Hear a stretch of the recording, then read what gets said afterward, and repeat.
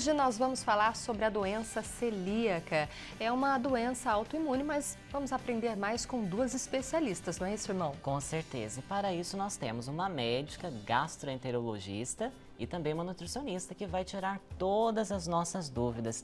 E elas já estão aqui conosco. Com Vamos uma lá para bancada conhecê-las. posta. Olha só, hoje nós estamos chique aqui. A doutora Vivian Guimarães, bem-vinda. Obrigada. E também a nossa querida Kátia. Bem-vinda, Obrigada. Kátia. Que alegria receber vocês aqui na casa de Nossa Senhora para falarmos de um assunto tão importante.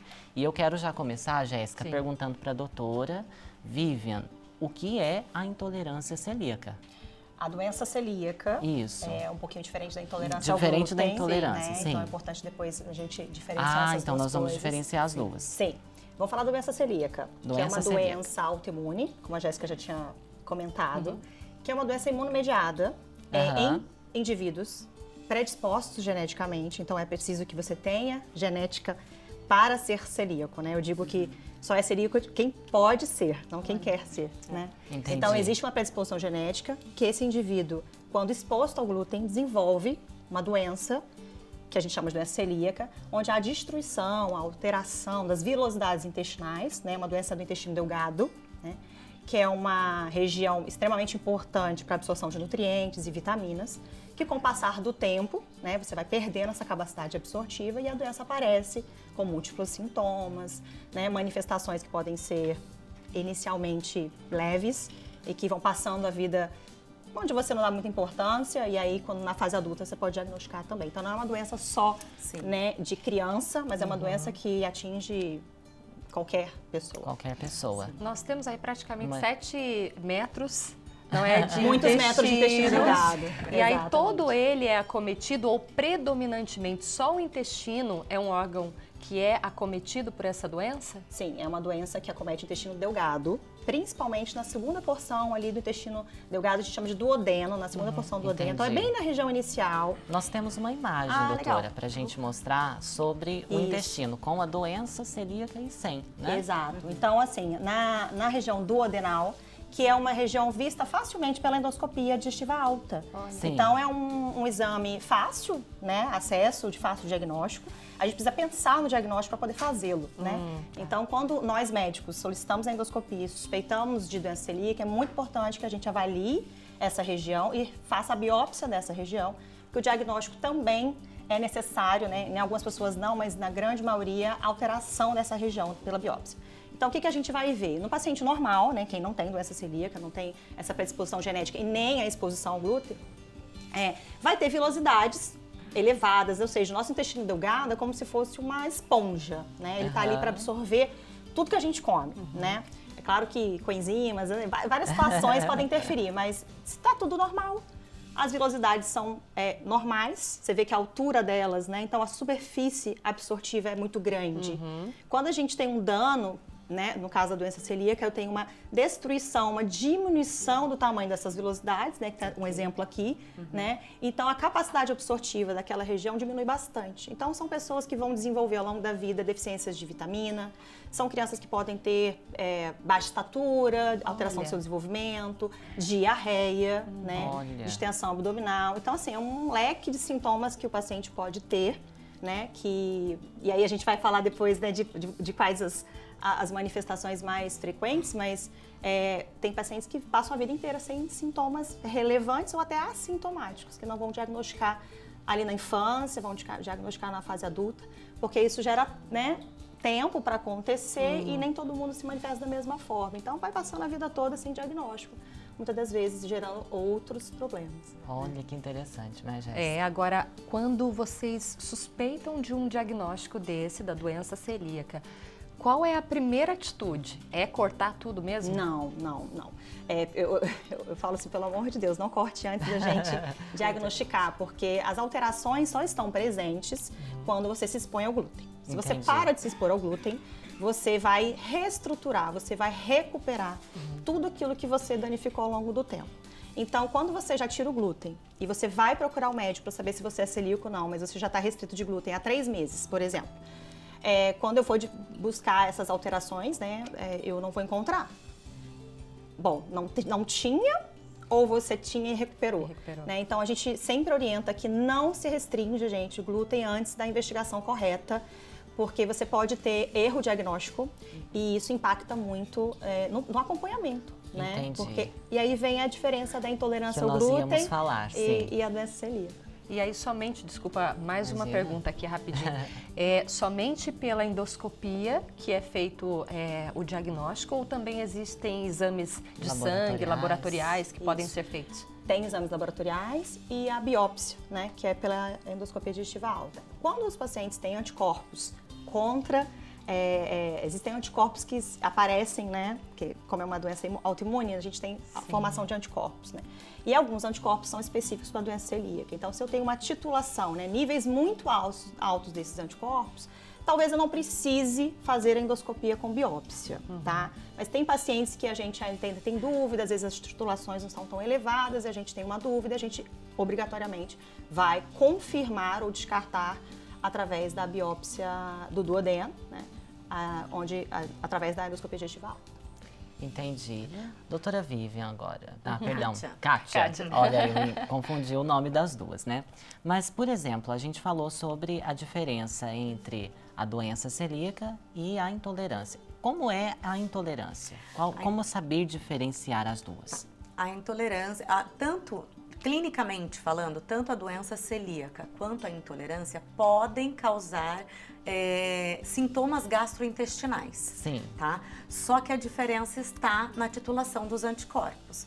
A doença celíaca, ela vai fazer com que o corpo produza anticorpos que vão atacar o intestino delgado, como a doutora falou, e vão fazer um achatamento no intestino delgado.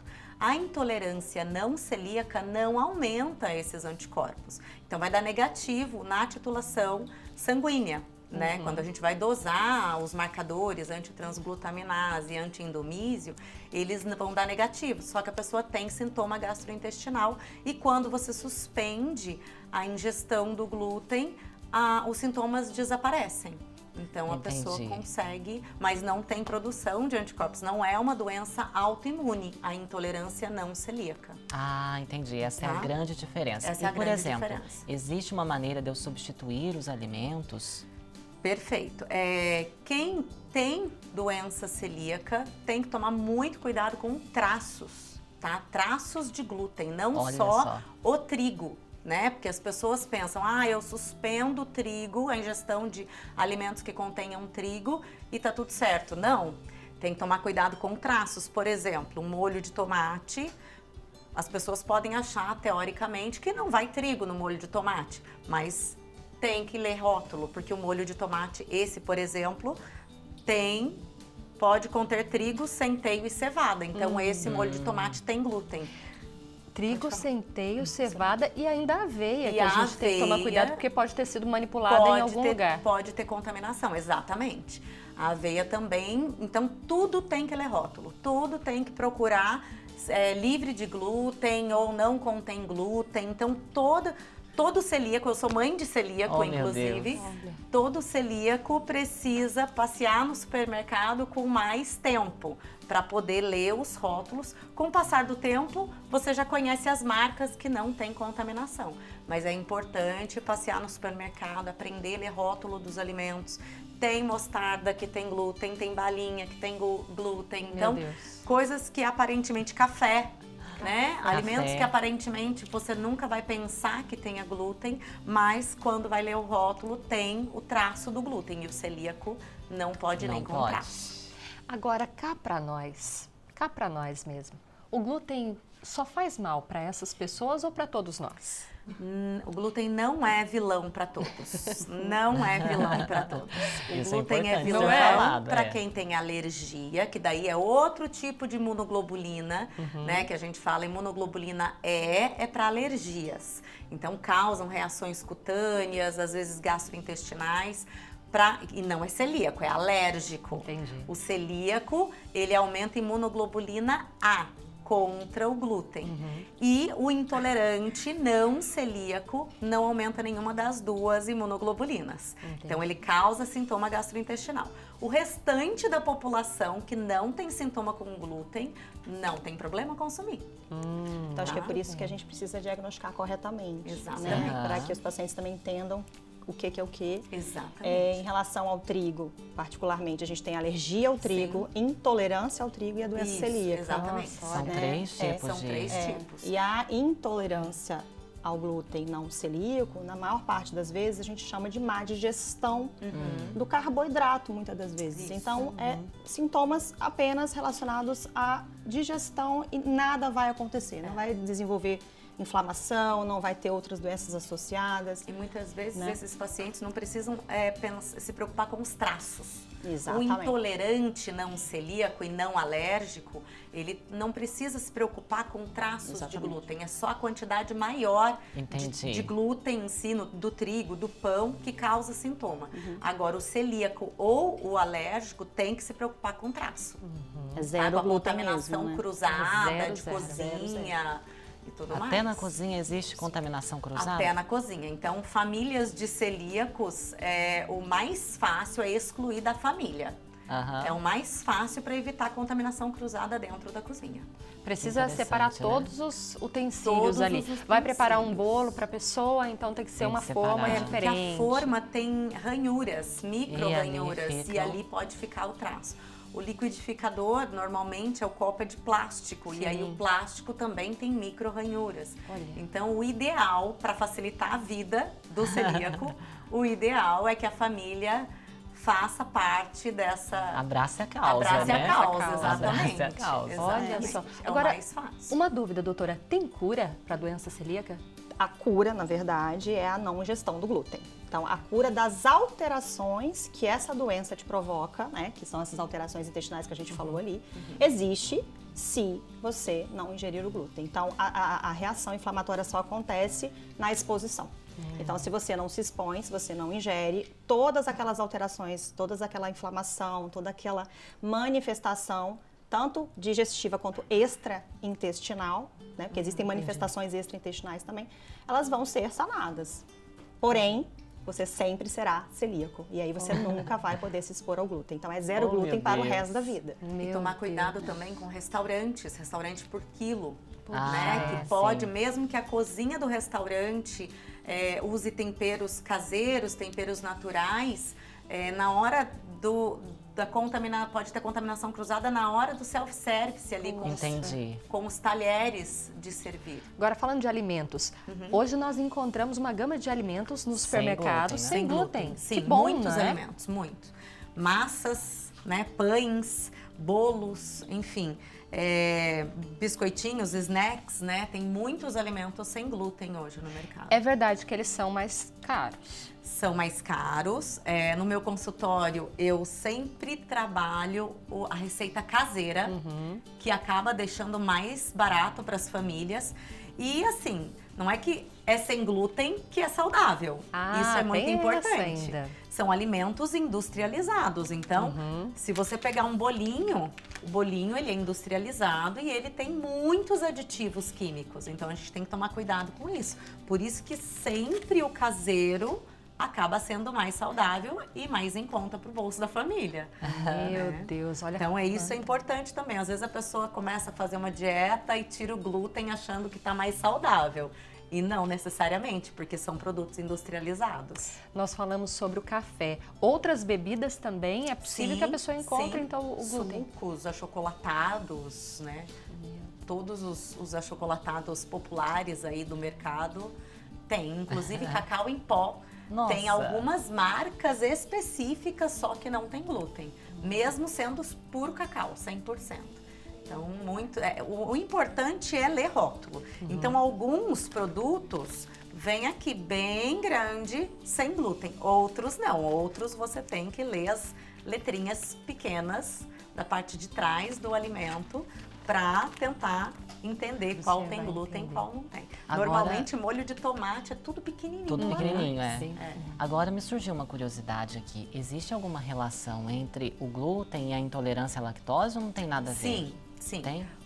Nessa imagem que a gente viu, a gente tem uma diminuição das vilosidades intestinais. Sim. E a lactase é a enzima... A imagem está ali Aqui. atrás, isso. A lactase, que é a enzima que digere a lactose, é produzida na parte mais superficial das células intestinais, que quando ela está em achatamento, em atrofia, o corpo para de produzir essa lactase. Então, a pessoa, quando está na doença ativa, com essa atrofia das microvilosidades, para de produzir a lactase. E depois, quando exclui-se o glúten e o intestino volta ao intestino normal, a pessoa pode voltar a produzir a lactase de novo.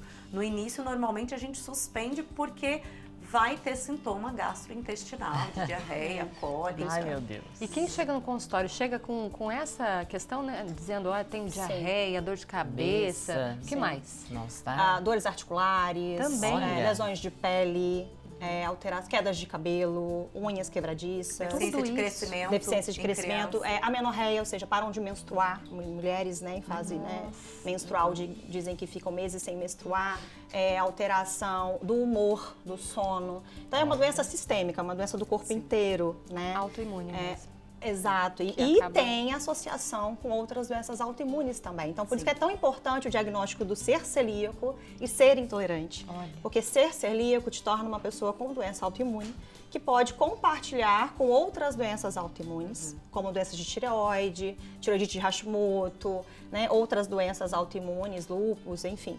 E lembrar que as pessoas da família também podem ter a mesma doença. Então, filhos de celíaco, por exemplo, têm 10% mais chance de ser celíacos. Entendi. Pela própria alteração genética. Então, é muito importante que você diagnostique corretamente para que você também faça rastreio familiar. E às vezes você não entende porque seu filho não cresce, porque você não desenvolve, e aí você vai diagnosticar através dele, às vezes, uma doença que você também tem. Né? Então, o filho diagnostica como celíaco, e aí você, poxa, eu também tenho alguns sintomas que eu não estou bem, eu vou investigar. E aí também tem doença celíaca, e aí chega na fase adulta, sem nenhum diagnóstico, né? E lembrando que você nasce com a doença celíaca, né? E desenvolve ao longo da vida sintomas. Mas a gente pode dizer que é uma doença contemporânea, quer dizer, talvez ela já tivesse ali há bastante tempo, mas Não em havia relação a aprender estudo sobre sobre ela, isso. falar Falar sobre. A gente começou a ouvir faz pouco tempo. Exato. Né? A medicina vai evoluindo também Sim. e vai descobrindo né, muitas coisas ao longo do tempo. Então, certamente isso já existe há muito tempo. Até porque trigo já tem, né? Há muito tempo. Já é usado Já pela há humanidade há há tanto tempo, tempo. né? E a gente tem relatos de sintomas há muito tempo, mas falar sobre isso ajuda também nos produtos. A gente tem a legislação, né? Não é à toa que está escrito ali se tem glúten ou não. Isso é uma legislação que todo produto industrializado é obrigatório, né? Que tenha no seu saquinho ali na embalagem, se tem ou não tem glúten, pela legislação mesmo do nosso país, e os outros países têm também. Então, falar sobre esse programa aqui, tão importante, esse tema, vai ajudar bastante os celíacos e as pessoas que têm sintomas e que até agora não têm diagnóstico. Entendi. Para os católicos, importantíssimos, celíacos católicos, precisam mudar a forma de comunhão. Tá? Porque a hóstia consagrada, ela é feita com trigo e água. Então, o celíaco católico precisa enviar para a sua paróquia um documento com um diagnóstico e o bispo assina esse documento, ele monta uma carteirinha e a partir de então o católico começa a receber a comunhão com o vinho, com o sangue de Cristo. Tá? Sim. Isso é muito importante também, porque às vezes o que acontece no meu consultório é do paciente tirar todo o glúten e continuar comungando com a hóstia consagrada. E aí os sintomas não desaparecem, o marcador sanguíneo não abaixa. A hóstia em trigo, né? Em trigo, a hóstia consagrada, em trigo, ela vai poder exatamente. ser, né? O vinho, né? Consagrado, a pessoa vai poder, então... Vai poder continuar fazendo a sua comunhão, mas é importante esse alerta Procurar a para paróquia modificação. e Exatamente. depois a diocese, né? O Exato. bispo Olha, dá a carteirinha. perfeito. Então é importante você se informar. E isso não vai fazer você comungar de uma forma diferente. Você Sim. está recebendo o corpo e o sangue de Jesus. Sim. É a nossa fé que diz. Exatamente. Então não tem problema comungar pelo vinho, né? Isso mesmo. Então é isso mesmo, gente. Eu agradeço imensamente, nós agradecemos, né, Verdade. Jéssica? Foi muito esclarecedora a nossa entrevista. que Agora eu vou agradeço. acertar o nome, ó. Doutora Vivian, muito Obrigada. obrigado. Verdade. Kátia, Deus lhe pague, Foi viu? ótimo, obrigada. Deus Voltem e Nossa sempre, Senhora. né? Eu Muito acho que a gente obrigada. poderia ficar aqui mais tempo até falando, né? Muita coisa para ser esclarecida. Espero que você tenha aprendido também aí na sua casa. Querem mandar um beijo para alguém da família? Um Pra beijo todos. pra minha família. Todo mundo. Pra Ó, todos da família. Pessoal de Talva, tá vendo aqui? Ô, gente, obrigada pela participação.